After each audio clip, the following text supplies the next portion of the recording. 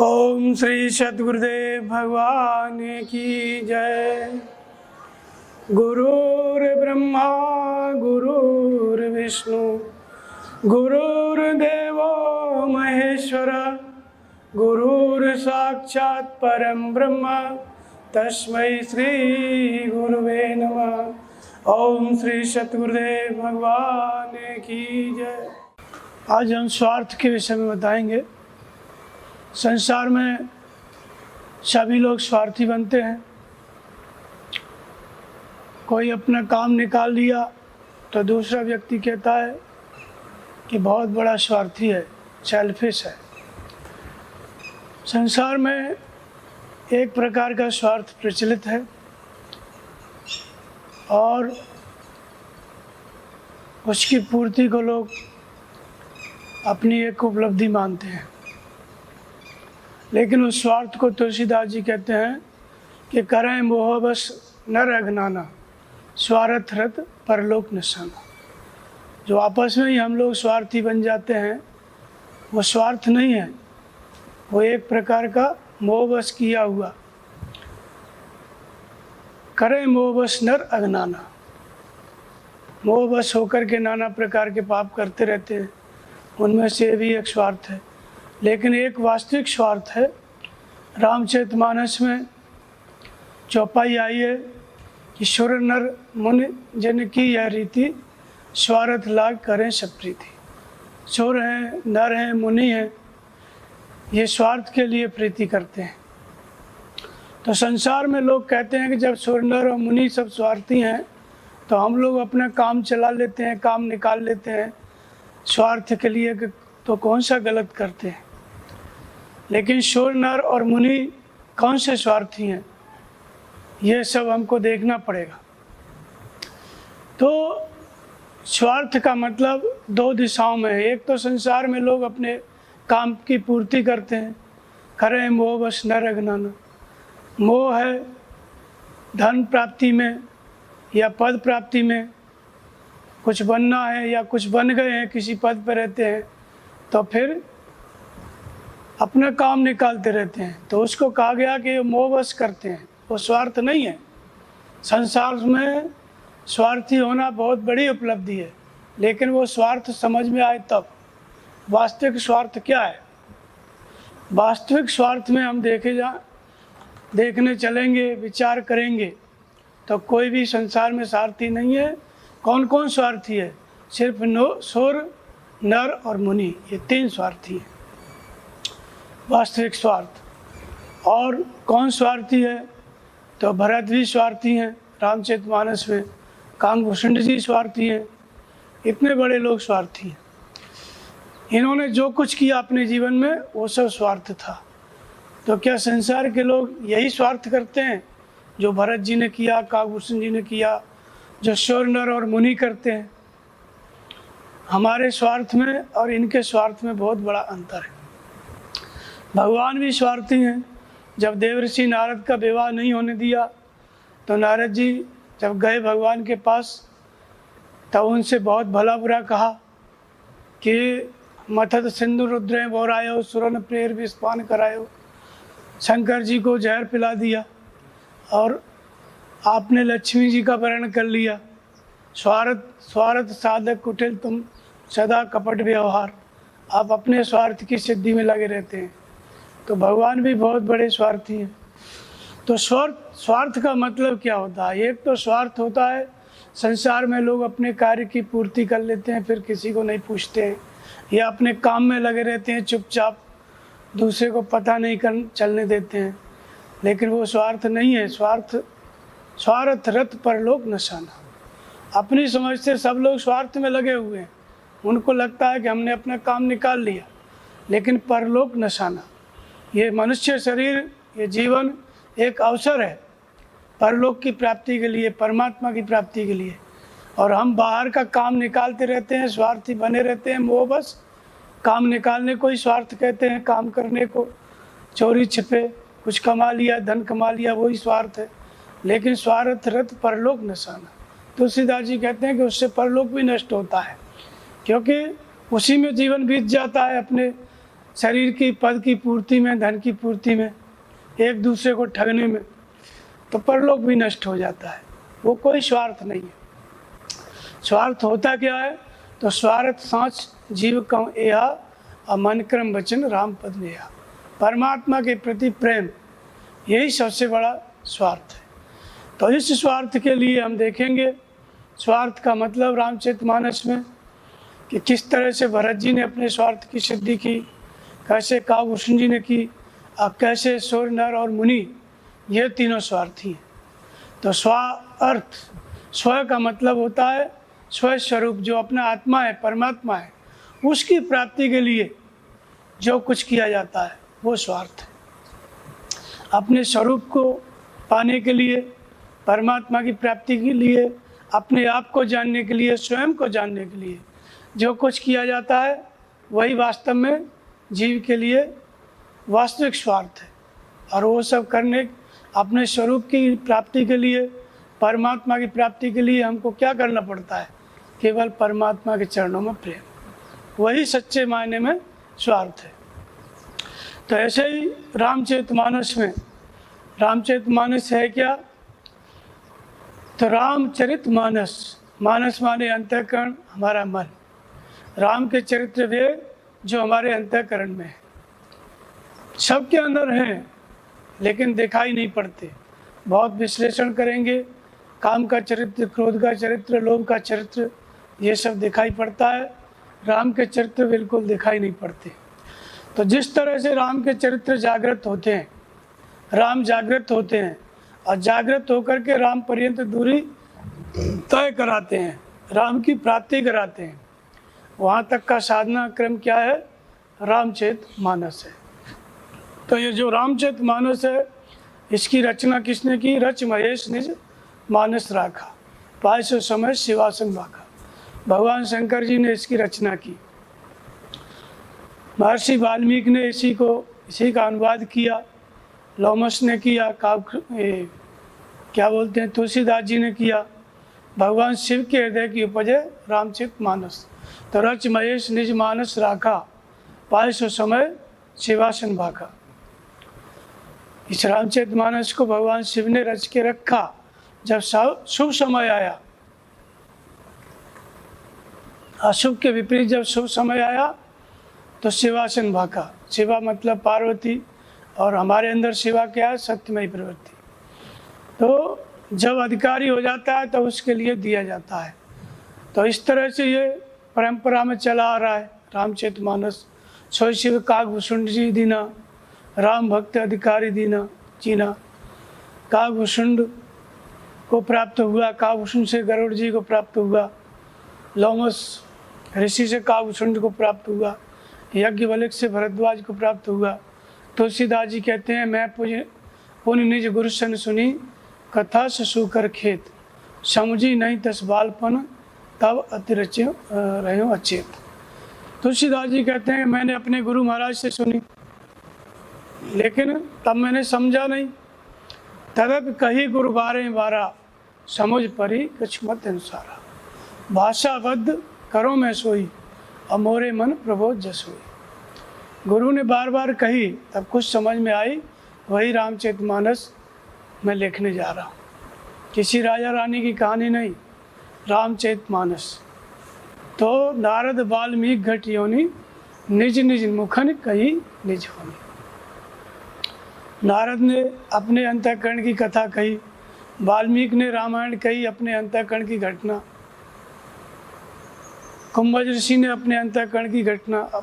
उनके साथ जो घटा, भजन किए, तपस्या किए, उनके अंतःकरण में जो राम के चरित्र घटे, उनको इन महात्माओं ने उन चरित्रों को वर्णन किया, अपने हृदय में घटने वाली घटना को। तुलसीदास जी कहते हैं, मैं भी अपने स्वांत सुखाए तुलसी रघुनाथ गाता, मैं भी अपने अंतःकरण में घटने वाली घटना को बता रहा हूँ। तो इसलिए जय श्रद्धा संभल रहित, नहीं संतन कर साथ, और तिनको मानस अगम हते, जिन्हें प्रिय रघुनाथ। जिनके पास श्रद्धा नहीं है एक परमात्मा के प्रति, संतों का साथ नहीं है, जिनके अंदर भगवान के चरणों में प्रेम नहीं है, वे इस मानस को नहीं समझ सकते। तो इसलिए ये मानस है क्या? तो साधु चरित्र सुचरित्र कपासु और निरस विशद गुणमय फल जासु। ये रामचरितमानस किसका चरित्र है? साधु का चरित्र है। तो इसमें ये साधु के अंतःकरण की घटना है, साधक के अंतःकरण की घटना है।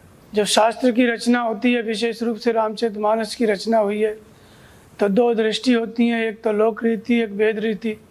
लोक रीति का मतलब संसार में कैसे जीना है, मर्यादित जीवन, कैसे व्यवहार करना है परिवार में, माता पिता भाई बहन पति पत्नी, ये सब कैसे हमको रहना है, पूर्वज कैसे रहते चले आए, उनके बारे में बातें लिखी हैं, इतिहास भी है, कैसे हमें संसार में जीना है। और दूसरा दृष्टिकोण होता है अध्यात्म। अध्यात्म का मतलब है कि संसार में जीना खाना ही सब कुछ नहीं है। संसार में सुखपूर्वक जी खा लेना, अपना समय बिता देना इतना ही पर्याप्त नहीं है, बल्कि इस संसार से हटकर अध्यात्म, आत्मा के आधिपत्य में हम कैसे हो जाएं, परमात्मा की प्राप्ति हम कैसे कर लें, वो साधना भी इस रामचरितमानस में है। तो एक तो लौकिक दृष्टिकोण होता है, लोक रीति होती है, संसार में कैसे जीना है मर्यादित जीवन, और दूसरा वेद रीति, भगवान की प्राप्ति कैसे करनी है, साधना भी इसी शास्त्र में लिखी रहती है। तो दूसरा दृष्टिकोण होता है अध्यात्म। तो आध्यात्मिक दृष्टिकोण से स्वार्थी बनने का मतलब है स्वयं में अर्थ अर्थात स्वयं स्वरूप की प्राप्ति के लिए प्रयत्न करना, स्वयं स्वरूप की प्राप्ति करना, परमात्मा स्वरूप की प्राप्ति करना, ये स्वार्थ है। इस दृष्टि से भरत को हम देखेंगे। सबसे पहले भरत जी का जीवन है, माता कैकेयी ने सारी व्यवस्था कर दी उनको राज्य देने के लिए, राम को वनवास दे दिया और भरत को राज्य मिल गया। और वो राज्य कितना बड़ा प्रभावकारी था, कितना उसमें संपत्ति थी, कितना बड़ा सम्मान था अयोध्या के राजा का। तो धन दशरथ धन सुन धनज ल जाई। दशरथ के पास इतना धन था कि कुबेर भी लज्जित होता था। कुबेर के पास भी, जो धन का स्वामी है, धन का देवता है कुबेर, उसके पास भी अयोध्या की जैसी समृद्धि नहीं थी। और दशरथ का सम्मान कितना था, तो आगे हो जे सुरपत ले ही अर्ध सिंहासन आसन दे। देवराज इंद्र जो है आगे जाकर के रिसीव करते थे, सम्मान करते थे और उनको बैठने के लिए अपना आसन, आधा आसन देते थे। इतना बड़ा सम्मान और इतना बड़ा पद, इतना धन, कुबेर से भी अधिक संपत्ति, वो संपत्ति भरत जी को मिल गई। वो सारी संपत्ति, सारा राज्य किसको मिला? भरत जी को।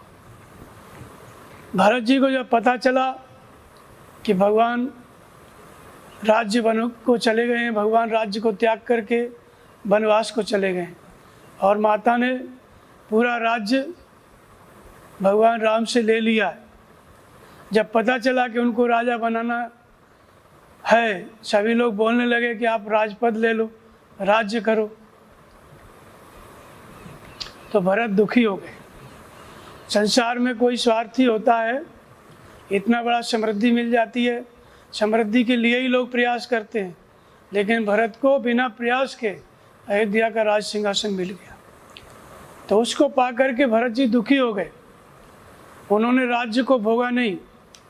ऐसा नहीं कि राज्य मिल गया तो राज्य करने लगे। क्या किया? भगवान राम को मनाने के लिए चित्रकूट में चल दिए।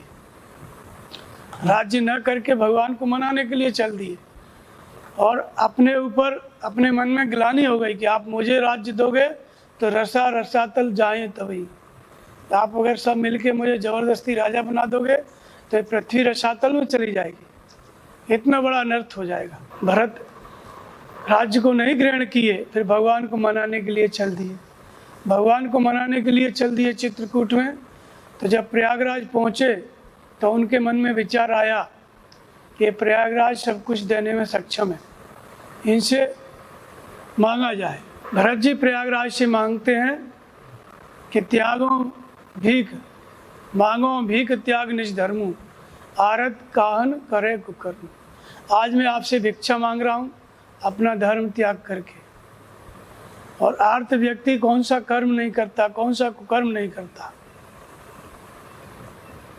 भरत जी आर्त थे। आर्त का मतलब आर्त व्यक्ति तब होता है जब उसके पास कुछ नहीं होता है, निर्धन हो जाता है, दरिद्र दीनहीन हो जाता है।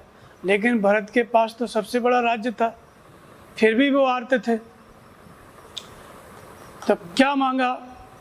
तो अर्थन धर्मन काम रुचि गतिन चहो निर्माण, अजन्म जन्म सिय राम पद यह वरदान आन। अर्थ धर्म काम कुछ नहीं चाहिए, मोक्ष कुछ नहीं चाहिए, सिर्फ भगवान के चरणों में प्रेम। तो रहे न आरती के चित चेतु, सकल कहो निज स्वार्थ हेतु। ये क्यों मांग रहा हूँ मैं? इसी में मेरा स्वार्थ है। तो संसार में स्वार्थ कब सिद्ध होता है? जब लोग कुछ पा जाते हैं, धन संपत्ति पा जाते हैं, पद पा जाते हैं, इसके बाद उनको लगता है कि हमारा स्वार्थ सिद्ध हो गया। लेकिन यहाँ पे धन और पद सब भरत जी को मिला और फिर भी आर्त दीन दुखी। और भरत जी ने जब मांगा तो क्या मांगा कि सिया राम पद सहज संदेव, भगवान के चरणों में प्रेम और कुछ नहीं चाहिए। प्रयागराज से ये मांगा, फिर चले गए आगे भगवान को मनाने के लिए। भगवान नहीं आए, भगवान की जो चरण पादुका थी भगवान ने दे दिया। तो चरण पादुका को सिंहासन पर बैठा दिया और उनकी रोज पूजा करते थे। नित्य पूजत प्रभु पावरी, प्रीति ने हृदय समात, मांग मांग आयुष करत राज काज बपा। भरत जी राज नहीं करते थे, भगवान की चरण पादुकाओं से जो आदेश मिलता था वही भरत जी राजकाज करते थे, अपने से कुछ नहीं करते थे। और फिर जब राज्य, कैसा राज्य करते थे? जब किसी को राज्य मिल जाता है तो वो सुख सुविधाओं का भोग करता है राज्य पा करके। लेकिन भरत जी किस तरह से रहते थे?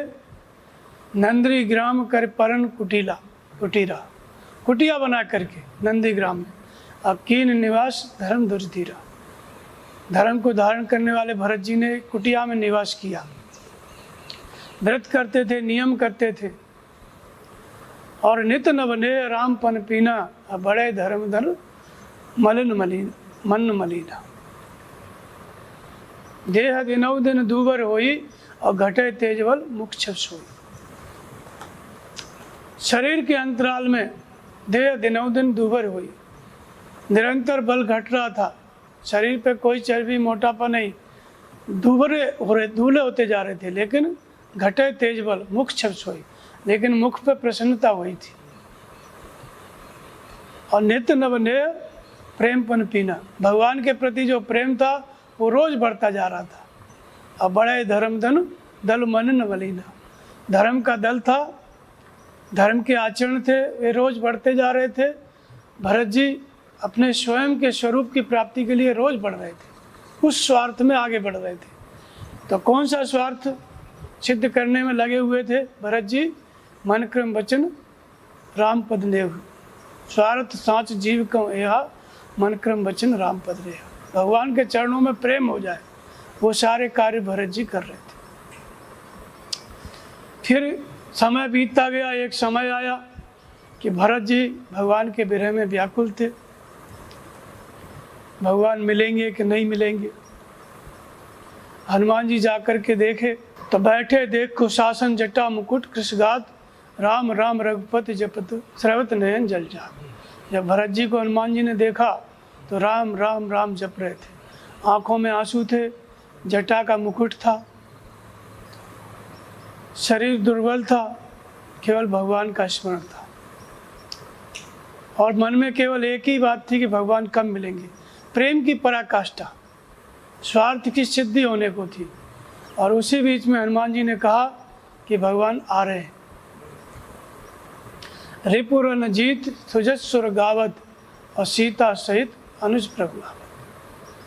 भगवान आ रहे हैं, शत्रु पे विजय प्राप्त करके, रण जीत करके।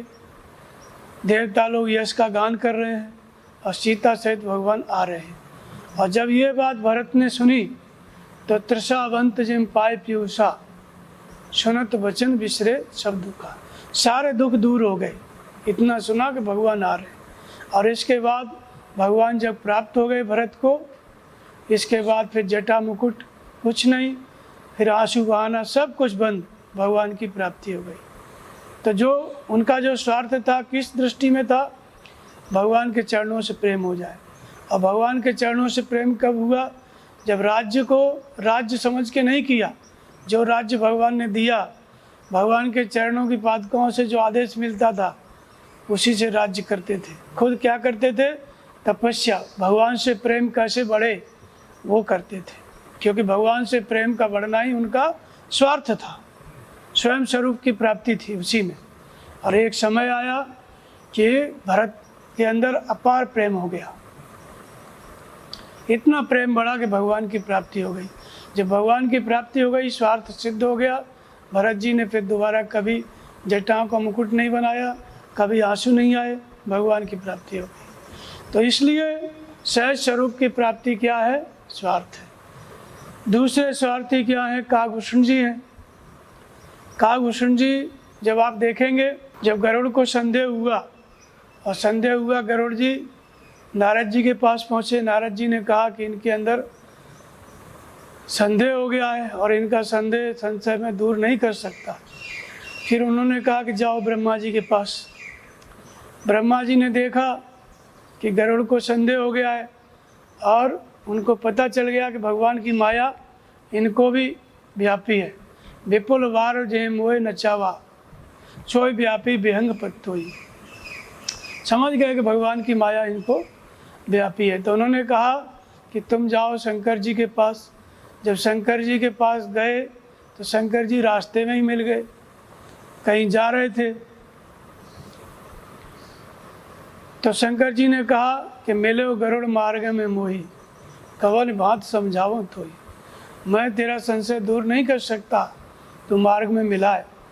हाँ, एक जगह ऐसी है जहाँ जाने से तेरे संशय दूर हो जाएंगे, और वो है काकभूषण जी का आश्रम।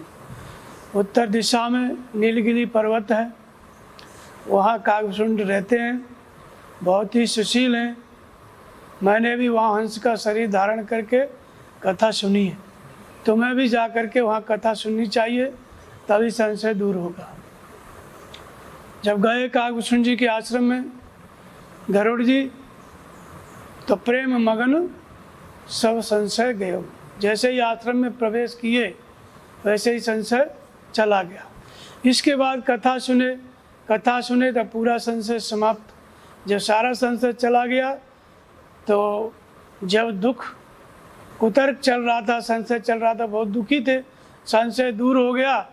तो फिर गरुड़ जी को ख्याल आया कि मैं गरुड़ हूँ, पक्षियों का सम्राट हूँ, और एक काकभूषण एक कौआ है, निकृष्ट तन है कौआ, पक्षियों में चांडाल पक्षी है। तो इसलिए उनके मन में एक प्रश्न उठा कि कारण कवन दे यह पाई, कि आपको इतनी भक्ति है, ज्ञान है, मैंने सुना है, शंकर जी कहते हैं कि मुदा वसन नहीं ईश्वर कही, महाप्रलय नाश तब नाही। महाप्रलय में भी तुम्हारा नाश नहीं होता है, ऐसा मैंने भगवान शंकर से सुना है, और शंकर कभी झूठ नहीं बोलते। तो इसलिए इतना बड़ा प्रभाव है कि महाप्रलय में भी आप जीवित रहते हैं, नाश नहीं होता है। तो इस काले कलूटे कौए के तन में क्यों रहते हैं? कोई अच्छा सुंदर शरीर धारण क्यों नहीं कर लेते? इतनी क्षमता है तो ये कौए का तन क्यों धारण कर रखा है? तब काकभूषण जी ने उनको कहा कि सुनो गरुड़ जी, जैते कछु निज स्वार्थ होई और तय पर ममता कर सब कोई। जिससे कुछ निस्वार्थ होता है उसी पर सबको ममता होती है। तो काकभूषण जी ने कहा कि इस तन से, कौए के तन से मुझे कौन सा स्वार्थ सिद्ध हुआ, किस स्वार्थ की प्राप्ति हुई? तो कहते हैं कि ये तन राम भगत मम जामी और ताते मोह परम प्रिय स्वामी। जैसे क्या होता है, पाट कीटते होए जेते पाटंबर रुचिर, क्रम पाले सब कोई परम अपावन प्राण सम। रेशम का जो कीड़ा होता है उससे रेशम पैदा होता है, और रेशम से वस्त्र बनता है। वस्त्र जो है आदमी लोग पहनते हैं, तन ढकता है। तो वो कीड़ा जो होता है बहुत अपावन होता है, लेकिन लोग उस कीड़े को पालते हैं, क्योंकि वो बहुत बड़ा उद्योग है, धंधा है उनका। वो कीड़ा अशुभ होता है, अपवित्र होता है, लेकिन फिर भी प्राणों के समान पालते हैं, उनके स्वार्थ की सिद्धि होती है। ऐसे ही मेरा स्वार्थ सिद्ध हुआ है। कौन सा स्वार्थ सिद्ध हुआ है? तो कहते हैं एतन राम भगत में जामी और ताते मोहे परम प्रिय स्वामी। इस शरीर में भगवान की भक्ति मिली है, इसलिए मुझे प्रिय ही नहीं बल्कि परम प्रिय है गरुड़ जी। मेरे स्वार्थ की सिद्धि हुई है। जो स्वयं स्वरूप है मेरा आत्मस्वरूप, इस शरीर में उसकी मुझे प्राप्ति हुई है, इस काल शरीर में, इसलिए ये मुझे परम प्रिय है।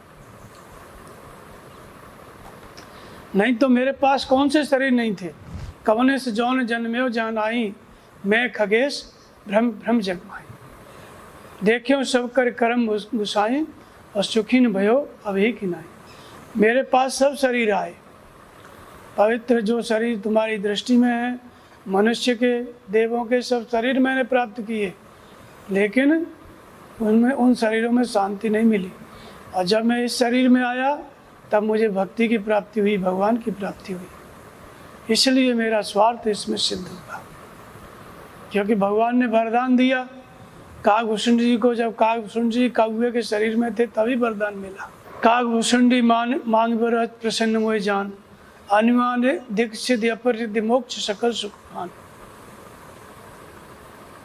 काकभूषण जी से भगवान ने कहा कि तुम वरदान मांगो, मैं अति प्रसन्न हूँ, मोक्ष मांग लो संपूर्ण सुखों की खान। तो भगवान से काकभूषण जी ने कहा कि प्रभु कह देन सकल सुख सही। भगवान ने सभी सुख देने के लिए कह रहे हैं, लेकिन भक्ति आप नहीं दे रहे, कहीं अपनी भक्ति नहीं दे रहे। तब जब काकभूषण जी ने फिर मांगना पड़ा, उन्होंने कहा कि भगवान मुझे आपकी भक्ति चाहिए। अविरल भक्ति विशुद्ध तब, शुद्ध पुराण जय गाओ, और जय खोजत जोगीश मुनि, प्रभु प्रसाद को पाओ। भगवान की कृपा से, आपकी कृपा से कोई पाता है, नहीं जोगीश और मुनि खोजते रहते हैं। तो मुझे आपकी अविरल भक्ति चाहिए। तो काकभूषण जी ने कहा गरुड़ जी से, ए तन राम भगत उर्जामी ताते मोहे परम प्रिय स्वामी। और स्वार्थ सांच जीव को यह मन क्रम वचन राम पद नेहा। मन क्रम वचन से परमात्मा के चरणों में प्रेम हो जाना ही सबसे बड़ा स्वार्थ है।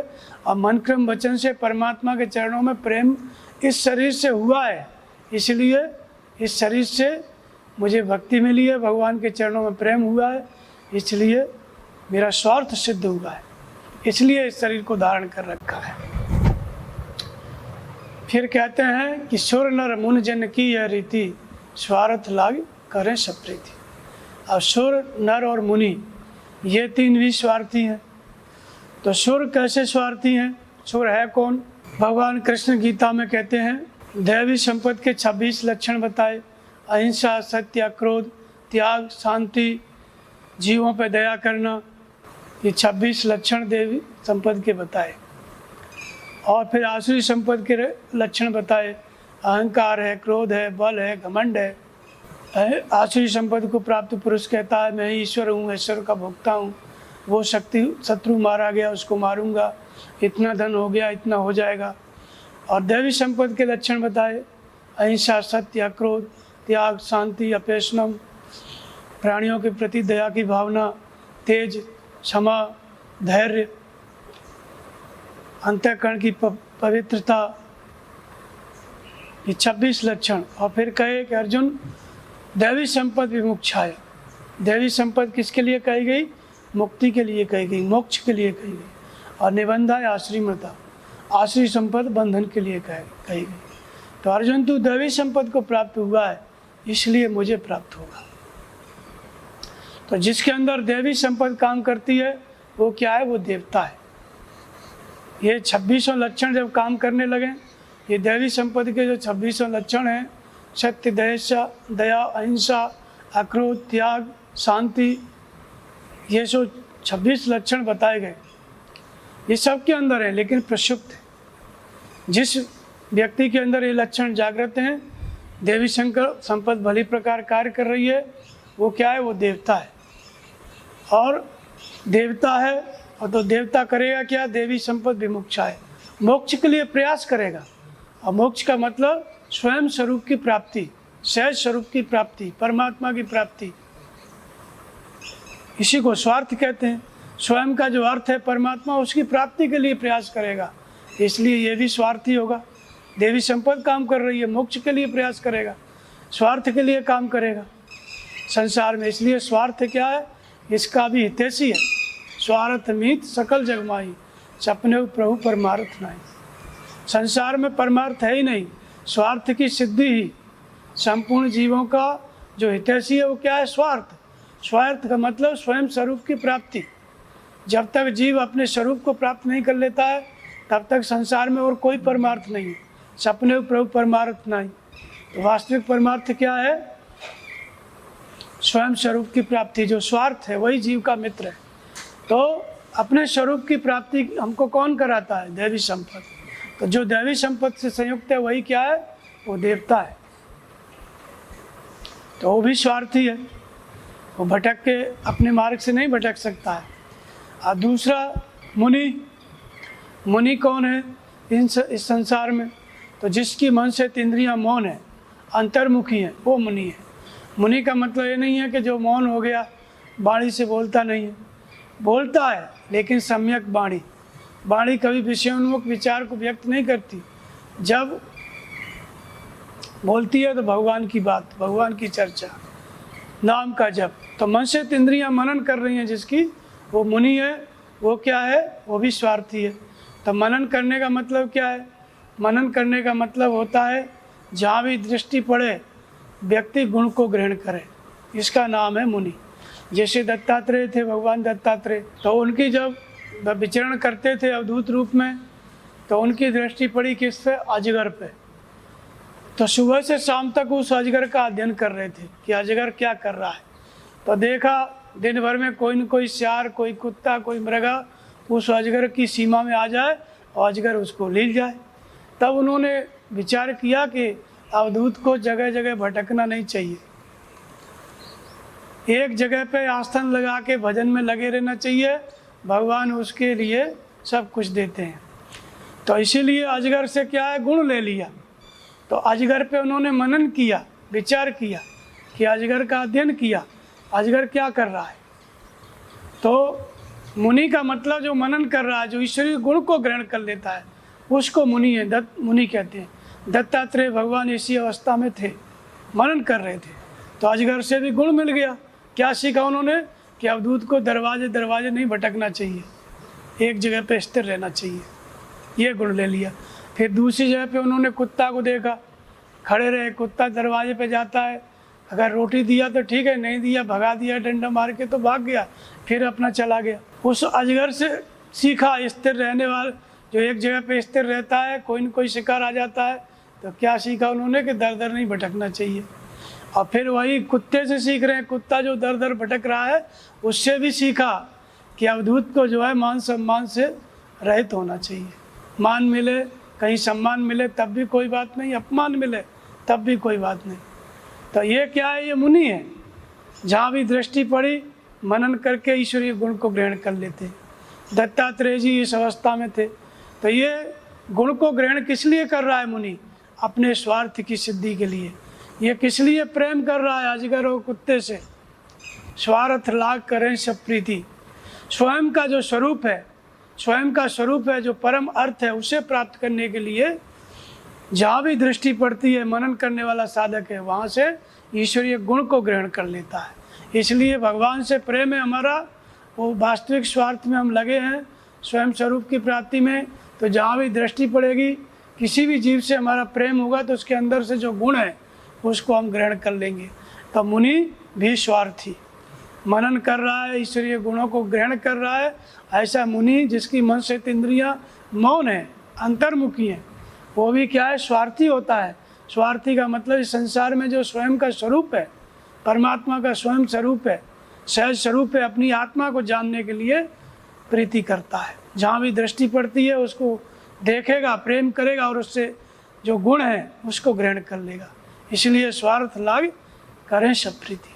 मुनि भी स्वार्थ के लिए जहाँ भी दृष्टिपात करेगा वो अपना अर्थ, स्वयं स्वरूप की प्राप्ति के लिए जो गुण मिलेगा उसे ग्रहण कर लेगा। स्वयं की अर्थ की पूर्ति के लिए, उसका अर्थ किस में है, परम तत्व की प्राप्ति में, उसकी पूर्ति के लिए जहाँ भी दृष्टि पड़ती है वहाँ से जो गुण मिलता है उसको ग्रहण कर लेता है। इसलिए मुनि लोग स्वार्थ के लिए प्रीति करते हैं, स्वार्थ ही उनका मित्र है, स्वार्थ मीत सकल जग माई। और स्वार्थ है क्या? मन क्रम वचन राम पद नेहा। मन क्रम वचन से भगवान से प्रेम है, तभी उस किसी भी जीव से, जब भगवान से आपको प्रेम है, ध्यान में नाम जप में लगे, जो जहाँ भी दृष्टि पड़ेगी उस जीव के अंदर जो गुण होगा उससे आपका प्रेम हो जाएगा। इसलिए मुनि लोग भी स्वार्थ के लिए प्रेम करते हैं। अब तीसरा स्तर क्या है? नर का। तो नर के बारे में भी तुलसीदास जी बताए कि सुर नर मुनि ये तीनों स्वार्थ के लिए प्रेम करते हैं। और स्वार्थ इनका कौन सा है? स्वयं का जो स्वरूप है, स्वयं का स्वरूप है वही परम अर्थ है, उसकी प्राप्ति के लिए ही ये तीनों प्रेम करते हैं। ये तीनों का, एक साधक के भी 3 स्तर हैं और 3 प्रकार के संसार में भी साधक हो सकते हैं। छोर स्तर का साधक, नर स्तर का साधक और मुनि स्तर का साधक, ये तीनों स्तर हैं। तो नर स्तर का साधक होता है वो कैसा होता है? तो नर के बारे में बताए कि मोह सकल व्याधिन कर मूला और पुण्य तेते उपजे। जब मानस रोग का बताया तुलसीदास जी ने कि हैं सबके लख विरल पाए मानक सरोग कछुक में गाए। मानस रोगों के बारे में बताया, कौन कौन से मानस रोग? काम बात कप लोभ अपारा, क्रोध पित्त नित छाती जारा, अप्रीत करें जो तीनों भाई उपजे संग पात दुखदाई। काम है, क्रोध है, लोभ है, अहंकार है, तृष्णा उदर वृद्धि अति भारी, त्रिविधीष्णा तरुण तिजारी, अहंकार अति दुखड मरुआ, दम्भ कपट मदमान नेहरूआ। ये सब मानस रोग है और ये मानस रोग सबके अंदर है, लेकिन ये सबके अंदर कार्य कर रहे हैं, सब इन्हीं से ग्रसित हैं। लेकिन जो नर है, साधना का एक विशेष स्तर है नर, जिन पर ये मानस के रोग काम नहीं करते हैं। और ये सभी रोग किससे उत्पन्न होते हैं? मोह सकल व्याधिन कर मूला। ये मोह संपूर्ण मानस रोगों का जन्मदाता है। पुण्य तेते उपजे बहुसूला। और फिर कहते हैं कि एक व्याधि वश नर मरे, ये असाध्य बहु व्याध, अपीड़े संतत जीव जड़ शोक के मिले हैं सवा। एक व्याधि से, एक व्याधि काम कर जाती है इनमें से तो नर मर जाता है। अर्थात नर कोई ऐसा स्तर है जिसमें काम क्रोध राग द्वेष सारे रोग हैं, लेकिन काम नहीं कर रहे हैं। ये काम नहीं कर रहे हैं। ये काम करते किस माध्यम से हैं? तो काम क्रोध लोभ आदि मद प्रबल मोह के धार, तिनमें अति दारुण दुखद माया रूपी नार। ये सभी रोग किस माध्यम से काम करते हैं? माया के माध्यम से। तो नर का मतलब, नर एक ऐसी स्थिति है कि माया रूपी नारी खड़ी है, काम क्रोध राग द्वेष सारे मानस रोग वो सब आक्रमण के रूप में सामने खड़े हैं, लेकिन काम नहीं कर रहे हैं। अगर काम कर दिए, काम आ गया, क्रोध आ गया, तो फिर एक व्याधि वश नर मरे, नर मर जाता है, नर न रह ही नहीं गया। ये असाध्य बहुबाद व्याधि। अर्थात नर का मतलब है जिस पे माया रूपी नारी का प्रभाव नहीं है। माया खड़ी है, माया आक्रमण के रूप में खड़ी है, काम क्रोध राग द्वेष सारे विकार सामने खड़े हैं। जैसे अर्जुन थे, वो नर के रूप में थे, भगवान कृष्ण नारायण थे। सारे विकार, सारे योद्धा, दुर्योधन कर्ण सब सामने खड़े थे लड़ने के लिए, और कोई भी अर्जुन को मार देता तो अर्जुन समाप्त। तो ऐसे ही नर का मतलब एक ऐसा स्तर है, नर माने न रमण करना, जो माया रूपी नारी में रमण नहीं करता है, जो विकारों में रमण नहीं करता है। विकार हैं लेकिन विकारों से अलग रहने की क्षमता है। उस स्थिति का नाम क्या है? ऐसे स्तर का नाम क्या है? नर। तो इसलिए भगवान राम कहते हैं, जब वनवास काल था, सीता जी थी और भगवान राम थे, लक्ष्मण जी कहीं बाहर गए हुए थे, तो सीता जी से वार्ता करते हैं। भगवान राम कहते हैं, सुनो प्रिया व्रत रुचिर सुशीला, मैं कछु करो ललित नर लीला, तुम पावक में करो निवासा और जवलक करो निशाचर नाशा। मैं कुछ नर लीला करने वाला हूँ, तब तक तुम अग्नि में निवास करो। कौन सी नर लीला? जवलक करो निशाचर नाशा, ललित नर लीला। भगवान कहते हैं कि मैं माधुर्य जो मधुर है, ललित है, ऐसी नरलीला करने जा रहा हूँ। तो मधुर किस तरह से आप देखेंगे कि जो कुछ लीला की, पहले खरदूषण का वध, 14,000 राक्षसों का वध वहीं पंचवटी में, इसके बाद पूरे रावण का कुल सहित वध, इतना बड़ा नरसंहार हुआ। भगवान कहते हैं ललित नर लीला, माधुर्य प्रदान करने वाली, मधुर लगने वाली नरलीला करता। सारे राक्षस मारे गए, तब तक तुम अग्नि में निवास करो। तो वास्तव में ये क्या है, ये नरलीला क्या है? नरलीला का मतलब होता है, नर एक स्तर है। तो ये स्तर कहाँ पर आता है? बपुष ब्रह्मांड सुप्रवृत्ति लंका। ये शरीर ही क्या है? सुव्यवस्थित ब्रह्मांड है, और इसमें जो मायक प्रवृत्ति है वो लंका है। मायक प्रवृत्ति है क्या? जिसमें मोह रूपी रावण, प्रकृति रूपी सुपर्णखा, क्रोध रूपी कुंभकर्ण, अहंकार रूपी अहिरावण, काम रूपी मेघनाथ, आशा तृष्णा रूपी पिशाचनियाँ, ये सब अनंत प्रकार का जो विकारों का चिंतन है, संकल्प है, विचार है, ये सब आसुरी प्रवृत्ति है। ये संपूर्ण आसुरी प्रवृत्ति को नष्ट करना नरलीला है। इसको नष्ट साधक नहीं कर सकता है, इसको नष्ट कौन करता है? भगवान स्वयं करते हैं। लेकिन भगवान नष्ट करने के लिए हमारे अंदर आएंगे कैसे? वह परमात्मा रहता कहाँ है? तो सबके हृदय निरंतर वासी, ब्रह्म निरज अविनाशी। ब्रह्म कण कण में व्याप्त है, लेकिन सबके हृदय में रहता है।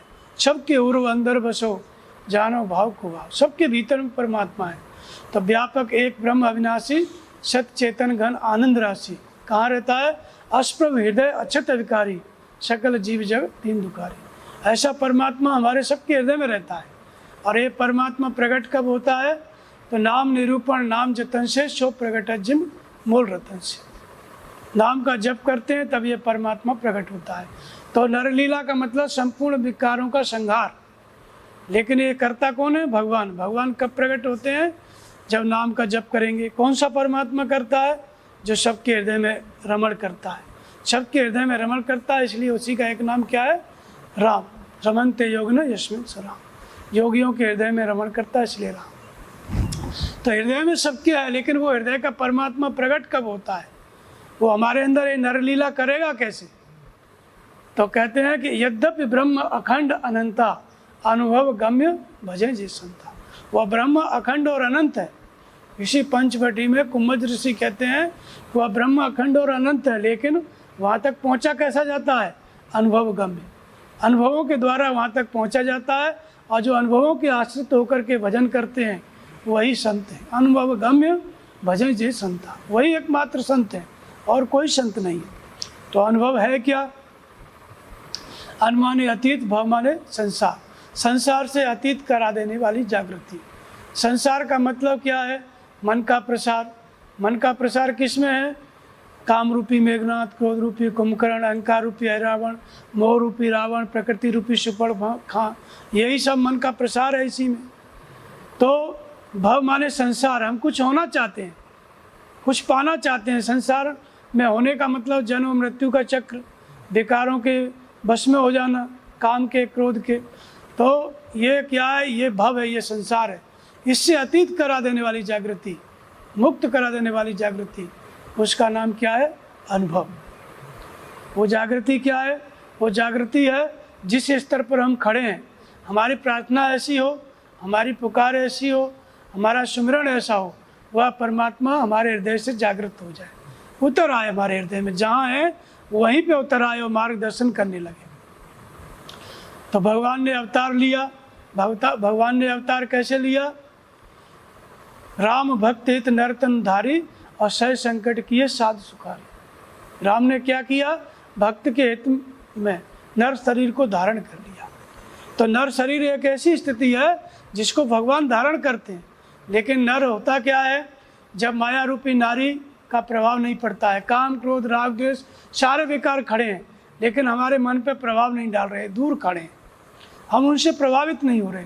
जब ऐसी क्षमता आ जाती है, ऐसी क्षमता आ जाती है, तब भगवान हमारे इस शरीर को धारण कर लेते हैं। किस लिए? नर लीला करने के लिए, आसुरी प्रवृत्तियों का संहार करने के लिए। तो ये क्षमता कब आती है? नाम का जप, नाम निरूपण नाम जतन से, छो प्रकट मूल रतन से। जब हम नाम का जप करेंगे, बैखरी मध्यमा पश्चिंती परा, 4 श्रेणियों से नाम का जप किया जाता है। बैखरी माने बोल करके, जैसे हम व्यक्त हो जाता है, जैसे राम राम राम, या ओम का जप करते हैं तो ओम ओम ओम। राम का मतलब भी क्या है? राम ब्रह्म व्यापक जग जाना, जो कण कण में व्याप्त है, हमारे हृदय में रहता है, उसका नाम राम है। ओम का मतलब क्या है? ओ माने वह परमात्मा, अहम माने आप स्वयं, जिसका निवास आपके हृदय में, इसलिए उसी का नाम ओम है। दोनों का अर्थ एक ही है। जो सत्ता ओम है वही सत्ता राम है। जिस ब्रह्म का संबोधन राम है उसी ब्रह्म का संबोधन ओम है। तो वो परमात्मा अहम माने मैं स्वयं, जो मेरे अंदर रहता है। तो इसलिए किसी भी एक नाम का जब हम जप करते हैं तो नाम निरूपण नाम यतन से सो प्रकट, वो परमात्मा प्रकट हो जाता है। तो नाम का जप बोल करके करेंगे, जैसे राम राम राम, फिर धीरे धीरे करेंगे। और फिर तीसरा श्रेणी आता है पश्यंती। पश्य माने देखना, किसको देखना? श्वास को। श्वास अंदर गई तो रा, बाहर आई तो म, अंदर गई तो राम, बाहर आई तो राम। दूसरे विचार जब शांत हो जाते हैं, श्वास अंदर आई तो राम, बाहर आई तो राम, अन्य विचार शांत हो गए, तब इसको कहते हैं पश्यंती। और जब ये स्तर आ जाता है तब भगवान इस मनुष्य शरीर को, इस नर शरीर को धारण कर लेते हैं। जब नाम जप में मन लग गया, श्वास में मन रुक गया, विकार थोड़ा शांत हुए, विकारों से अलग रहने की क्षमता आ गई, तब इस शरीर को भगवान धारण कर लेते हैं। तो राम भक्त एक नर तनधारी। भक्त माने जुड़ना, भक्त माने जुड़ना, विभक्त माने अलग। तो हम किससे जुड़ गए? भगवान से। कब जुड़े? जब नाम जपते जपते मन रुकने लग गया, श्वास अंदर गई तो राम, बाहर आई तो राम, दूसरे विचार शांत हो गए, तो मन क्या है? जुड़ गया। तो रा और म के बीच में कबीरा रहा लुका है। श्वास अंदर गई तो रा, बाहर आई तो म, बीच में कबीर छिप गए। तो जहाँ व्यक्ति का मन होता है वहीं उसका शरीर होता है। तो रा और म, इसी में कबीर का मन रुक गया, इसलिए कबीर भी इसमें स्थिर हो गए। तो यहाँ पे क्या है? नर शरीर को भगवान कब धारण करते हैं? जब रा और म के बीच में हमारा मन रुक जाता है। श्वास अंदर गई तो रा, बाहर आई तो म, या फिर श्वास अंदर गई तो राम, बाहर आई तो राम, दोनों एक ही बात है। पूरा नाम लो चाहे आधा नाम लो, मन को रोकना। जैसे ही मन रुका तो नाम निरूपण नाम जतन से सो प्रगटत झिमूल, भगवान प्रकट हो जाते हैं। प्रकट होकर के क्या करते हैं? नर लीला। तो सीता जी से क्या कहा कि तुम पावक में करो निवासा, तुम अग्नि में निवास करो। अग्नि कोई 5 स्टार होटल थोड़ी था जिसमें सीता जी निवास करती। वास्तव में योग ही अग्नि है, योग रूपी अग्नि। योग माने मिलन, भगवान से मिलन क्या? एक अग्नि है। और वो अग्नि कब प्रज्वलित हो जाती है? जब हमारा मन रुकने लगता है। किसमें? श्वास अंदर गई तो रा, बाहर आई तो म। नाम जपते जपते सूरत मन श्वास में स्थिर होने लगता है, और जैसे ही मन रुका वैसे ही श्वास के अंतराल में जो प्रवाहित परमात्मा जो राम है वो प्रकट हो जाते हैं। वो हमारे शरीर को धारण कर लेते हैं, इस नर शरीर को धारण कर लेते हैं, चलाने लगते हैं। जो बिन पद चले सुने बिन काना, बिना पैर के भगवान चलता है, बिना कान के सब सुनता है, वही परमात्मा इस शरीर को धारण करने लगता है। धारण करके सब कुछ उससे कराने लगता है। ये करो, ये मत करो, ये सही है, ये गलत है। भगवान जब शरीर को धारण कर लेते हैं तो भगवान चलाने लगते हैं। तो शरीर को धारण करके भगवान करते क्या है? असुर मार थापें सुरन, राखें निश्चित सेत, और जग विस्तारें विसर्जस, राम जन्म करे। भगवान प्रकट होकर के आसुरी वृत्तियों का संहार करते हैं।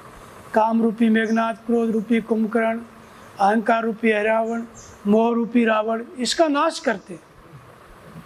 जब रावण मारा गया, भगवान प्रकट हो गए, नाम जप के साथ हमारे दर्शन करने लग गए।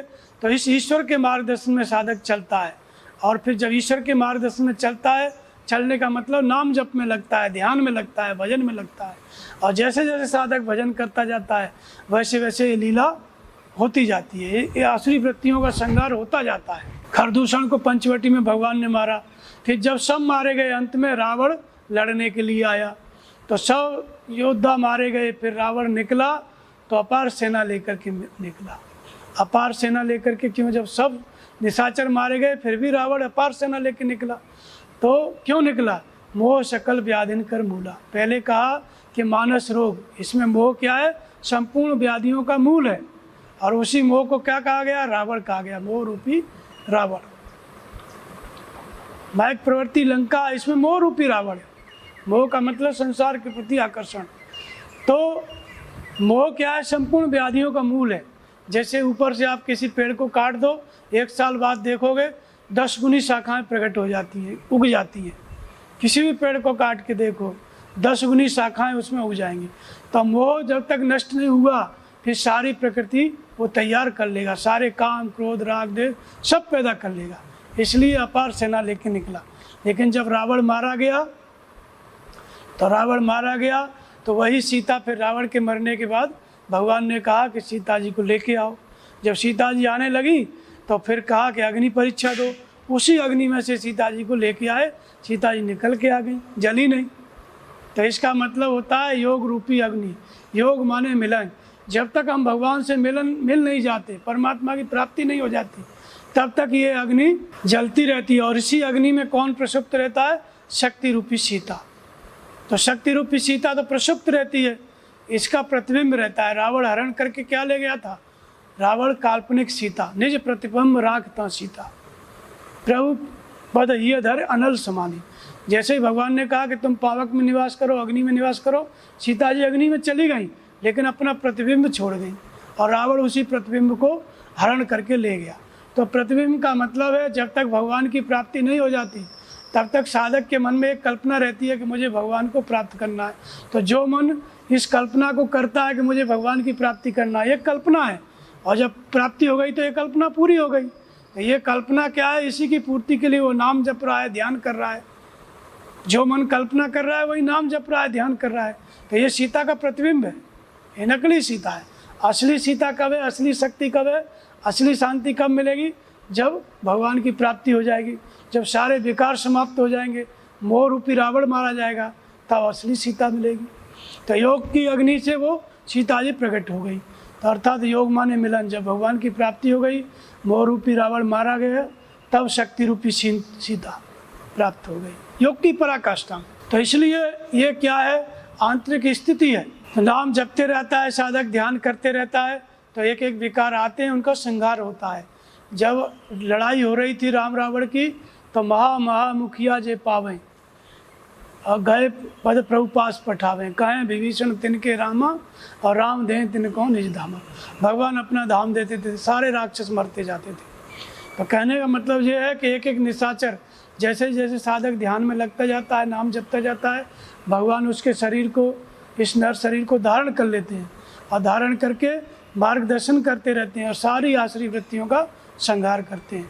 जब आश्री वृत्तियों का संहार हो गया, असुर समाप्त हो गए, मोह काम क्रोध राग द्वेष समाप्त हो गए, इनका संहार होना ही नर लीला है। तो ये जो नर स्थिति का साधक है, ये भी स्वार्थ के लिए प्रीति करता है। स्वार्थ माने स्वयं स्वरूप की प्राप्ति के लिए, सहज स्वरूप की प्राप्ति के लिए, अपने आत्मा की प्राप्ति के लिए ये प्रेम कर रहा है। किससे प्रेम कर रहा है? स्वार्थ सांच जीव कहो एहा मन क्रम वचन राम पद रेहा। राम से प्रेम कर रहा है, हृदय स्थित ईश्वर से प्रेम कर रहा है, नाम जप रहा है, ध्यान कर रहा है, और उस भजन में सहायक जो भी वृत्ति जहाँ से मिलती है मनन करके वहाँ से गुण ग्रहण कर लेता है। इसलिए मुनि भी प्रेम कर रहा है। मनन करने की वृत्ति क्या है? मुनि है, तो मुनि भी प्रेम कर रहा है। और नर रमण करना, माया में नर है, माया रूपी नारी खड़ी है, काम क्रोध विकार हैं, लेकिन उनका प्रभाव नहीं पड़ रहा है, तो ये नर है, ये भी प्रेम कर रहा है। किसके लिए? अपने स्वरूप की प्राप्ति के लिए। और जिसके अंदर दैवी संपत्ति प्रवाहित है वो भी प्रेम कर रहा है। किसके के लिए? स्वयं स्वरूप के, स्वार्थ की सिद्धि के लिए। स्वार्थ सिद्धि माने स्वयं का अर्थ क्या है? स्वयं का स्वरूप, परमात्मा स्वरूप, सहज स्वरूप, उसकी प्राप्ति के लिए प्रीत कर रहा है। किससे? स्वयं के अंदर जो परमात्मा है उससे। तो ये तीनों स्वार्थी हैं। तो इसलिए स्वार्थी का मतलब होता है सहज अपने ही स्वयं स्वरूप की प्राप्ति के लिए भगवान से प्रेम करना, यही सबसे बड़ा स्वार्थ है। और कोई स्वार्थ नहीं है। बाहर तो करें मोह बस नर्म अज्ञाना, स्वार्थ रत परलोक निशाना। स्वार्थ रत रहते हैं लोग, लेकिन मोह बस, वो किसकी पूर्ति के लिए स्वार्थ कर रहे हैं? मोह की पूर्ति के लिए, अपने अहंकार की पूर्ति के लिए काम कर रहे हैं। काम निकल गया, बोलना बंद कर दिए, लोग कहते हैं स्वार्थी। तो वो स्वयं का अर्थ नहीं है, वो काम की पूर्ति के लिए, क्रोध की पूर्ति के लिए, अहंकार की पूर्ति के लिए किया गया काम है, न कि स्वार्थ। वास्तविक स्वार्थ क्या है? स्वयं की पूर्ति के लिए, स्वयं स्वरूप की, आत्मा स्वरूप की प्राप्ति की पूर्ति के लिए जो कुछ किया जाता है। क्या किया जाता है? परमात्मा से प्रेम किया जाता है, अपने आत्म स्वरूप को प्राप्त करने के लिए हम क्या करते हैं? परमात्मा से प्रेम करते हैं। यही हमारा स्वार्थ है, यही सच्चा स्वार्थ है, परमात्मा से प्रेम करना। और इससे क्या होता है? स्वयं स्वरूप की प्राप्ति हो जाती है, अपने सहज स्वरूप की प्राप्ति हो जाती है, हम अपने आप को जान लेते हैं। बोलिए श्री सद्गुरुदेव भगवान की जय।